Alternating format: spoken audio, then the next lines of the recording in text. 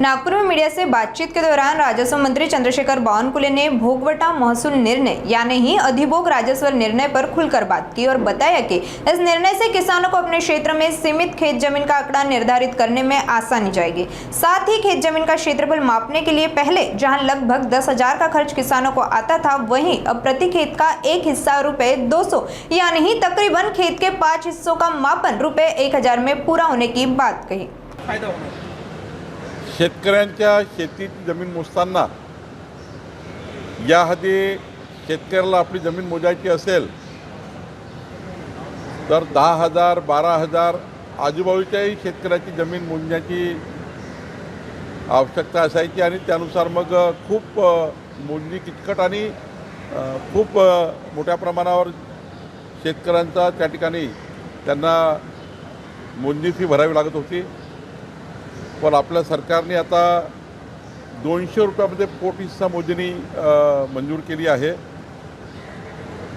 आणि या 200 रुपयामध्ये जेवढे काही पोट हिस्से असतील, समजा 5 पोट हिस्से आजूबाजूला असतील तर 1,000 रुपयामध्ये संपूर्ण मोजणी या शेतकऱ्याची होईल।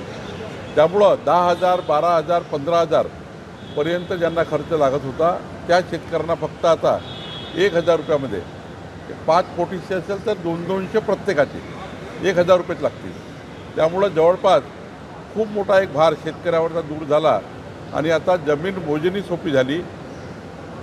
सरकारने खाजगी भूकरमापकांनाही सुद्धा आता परवानगी दिली आहे। खाजगी भूकरमापक जिल्हाधिकारी आता नेमणार आहे। ते जे खाजगी भूकरमापकची मोजणी हे आमचे भूकरमापक जे आहे गव्हर्नमेंटचे ते त्याला सर्टिफाईड करतील आणि राज्यामध्ये पुढच्या वर्ष दीड वर्ष वेळ लागेल।